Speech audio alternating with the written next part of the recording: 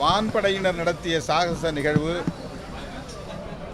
சோகத்தில் முடிந்திருக்கிறது.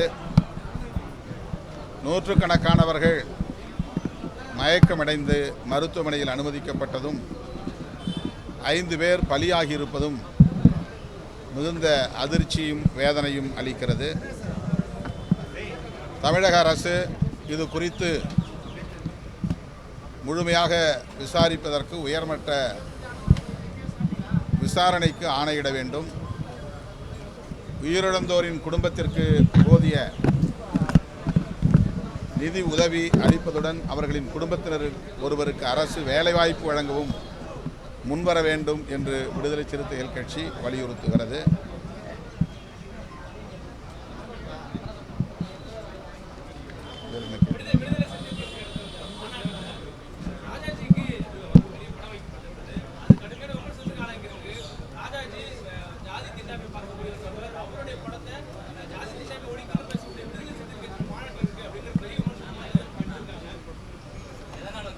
இது குறித்து நான் ஏற்கனவே விரிவான விளக்கத்தை அளித்திருக்கிறேன்.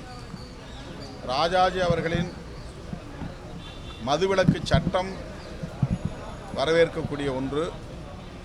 அவருடைய இதர நிலைப்பாடுகளில் எங்களுக்கு உடன்பாடு இல்லை. குலக்கல்வி திட்டமாக இருக்கட்டும், சனாதனத்தின் மீதுள்ள அவருடைய நம்பிக்கையாக இருக்கட்டும், அதை நாங்கள் ஒருபோதும் ஏற்றுக்கொண்டதும் இல்லை, பாராட்டியதும் இல்லை.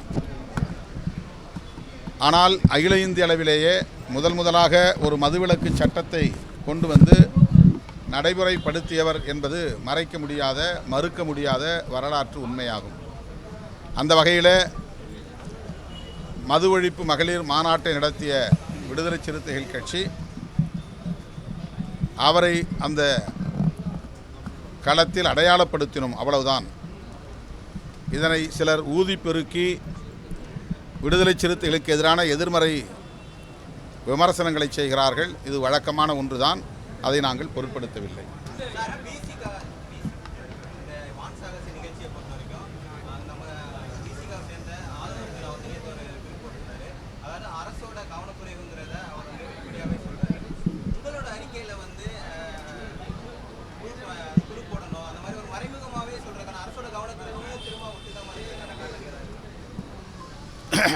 இரண்டு பேருடைய கருத்தும் ஒன்றுதான், சொல்லுகிற துணிதான் மாறுபட்டிருக்கிறது.